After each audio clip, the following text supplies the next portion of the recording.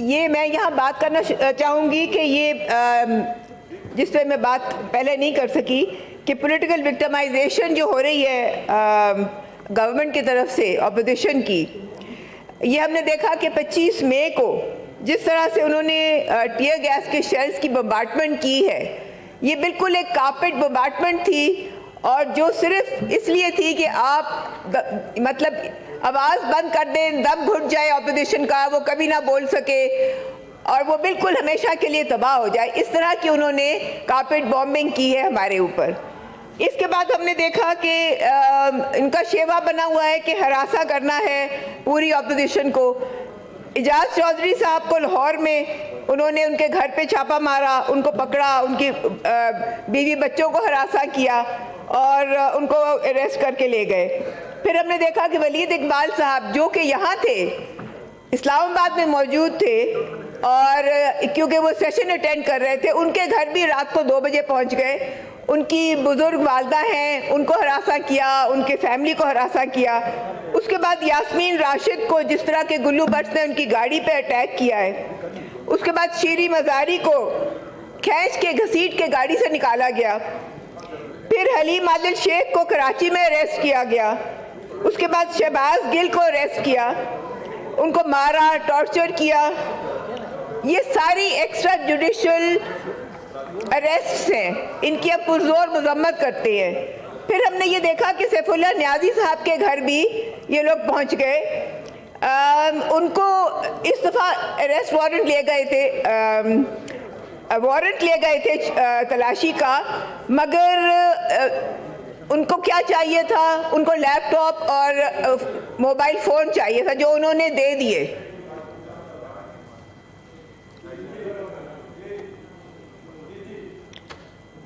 उसके बाद उन्होंने वो बहुत आराम से अपना लैपटॉप और मोबाइल फ़ोन दे दिए, मगर फिर भी वो उनके ऐसे घर में दाखिल हुए हैं दंदनाते हुए और उनके जाके दरवाजे को ठुड्डे मार के तोड़ दिया। उनके वाइफ और बच्चियां थीं, उनको अरेस्ट किया।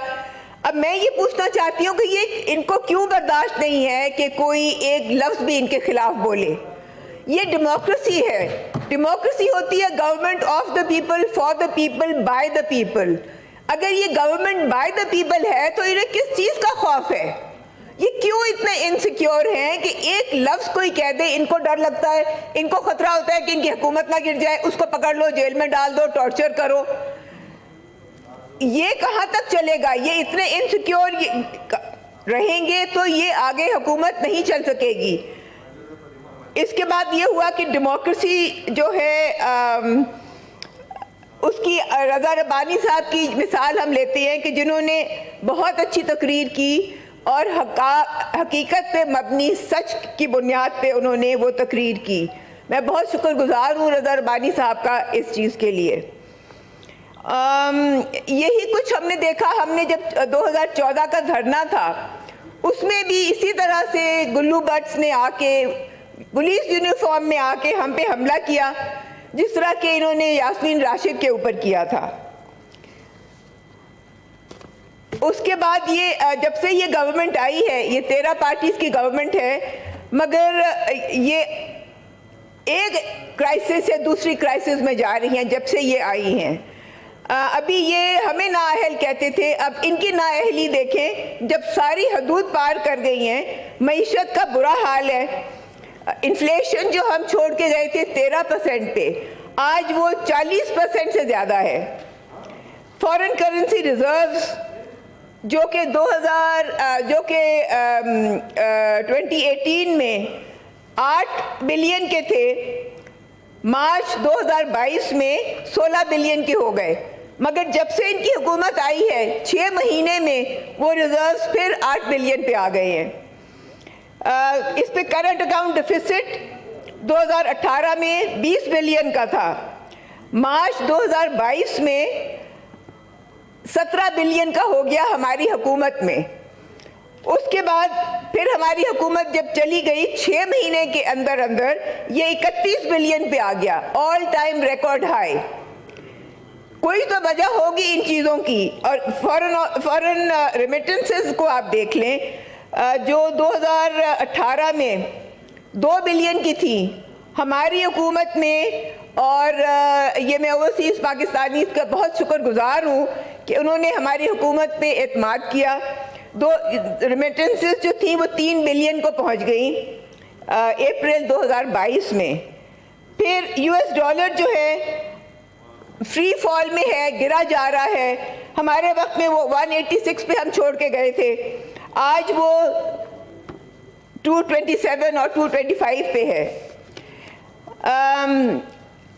इसीलिए ना जो हमारी एंटोनियो गुटेरेस आए थे UN सेक्रेटरी जनरल, उन्होंने कहा कि ये Pakistan is not only drowning in floods but in debt too, कि इतनी ज़्यादा डेट है पाकिस्तान में कि वो फ्लड की तरह पाकिस्तान उसमें डूबा जा रहा है। हमने ये देखा कि एक्सटर्नल डेट जो है वो हमारे वक्त में यानी 2021-22 में 130.127 बिलियन थी, आज वो 140 और 141 से ज़्यादा क्रॉस कर गई है। यानी कि इसका मतलब ये हुआ कि हर बच्चा जो आज पैदा हो रहा है वो 2.25 लाख के कर्ज में डूबा हुआ है। अभी तो इनको ये समझे ही नहीं थे कि एक्सट्रीम टेम्परेचर्स क्लाइमेट चेंज की वजह से हमने ये देखा कि शुरू में मई जून में इकोनॉमी जो फ्री फॉल में थी उसके बावजूद ये लोग उसको संभाल नहीं सके, मगर ऐसी हीट वेव आई है कि हर तरफ उसने आग लगा दी। उसका रिज़ल्ट ये हुआ कि बुश फायर्स आई, शुरू हुई हज़ारा से, जो कि मरगला पे इस्लामाबाद में फैली, फिर वो आई बलूचिस्तान में फैल गई। वहाँ पे पाइन फॉरेस्ट जो थे उनको तबाह कर दिया। 7 दिन ये आग लगी रही और बहुत कोशिश की सबने बुझाने की, मगर इसमें बेसिकली जो हुकूमत है वहाँ पे वो नाकाम रही है और ये 5 से 7 लोग वहाँ पे फौत भी हुए हैं। जी मैडम।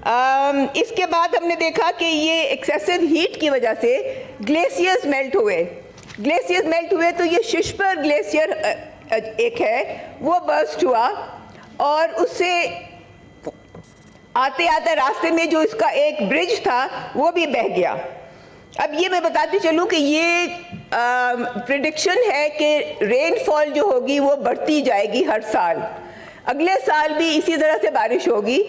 मगर ये देखने की बात है कि पाकिस्तान में इसका इफेक्ट इतना क्यों होता है। वो इसलिए होता है कि और मुल्कों से में ये नहीं है जो पाकिस्तान में है, जिसको हम अपना एक ख़जाना समझते हैं, और वो है हमारे ग्लेशियर्स जो 7000 से ज़्यादा हैं।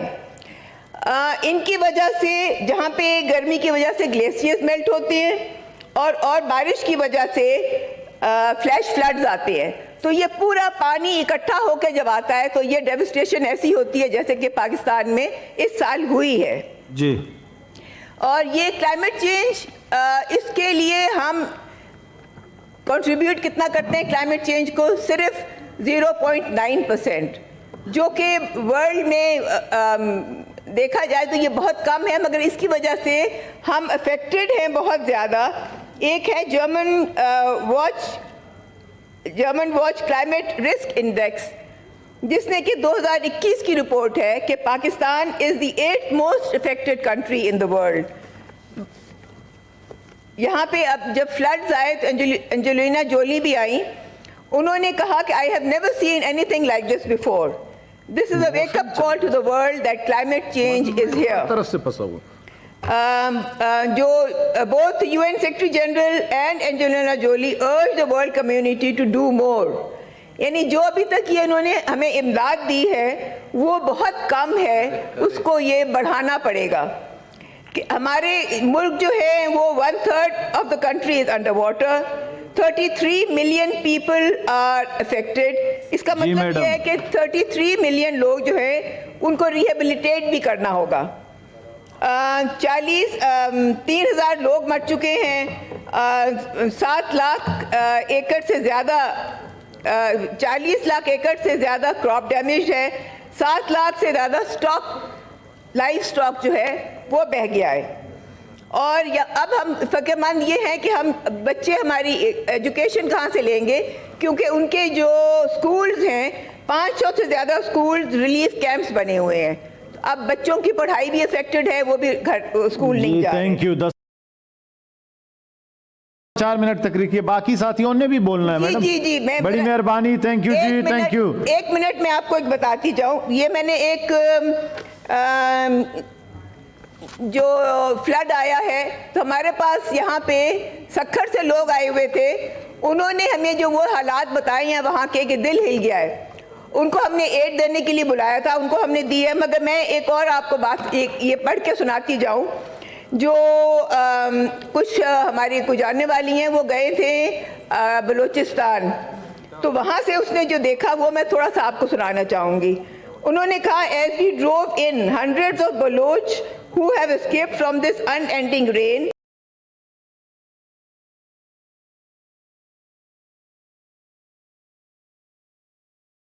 sat in the sun. Some of these tortured fellow Pakistanis ran towards my car.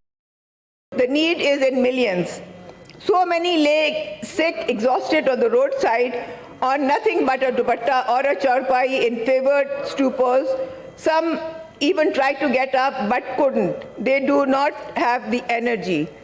इसके बाद उन्होंने आखिर में ये लिखा है, everywhere we want, the critical need remains that of medicine for waterborne illnesses, shelter for basic human dignified existence, and food. We Thank cannot you, madam. provide roti, kapda, and makan at the best of times. Now, whatever little they have had been taken away, wiped with the waters. If we do not take this opportunity to build back their lives better, we would have let them down again and again and again. Thank you जी, बहुत शुक्रिया। Minister साहब ये motion move करें। Honourable senator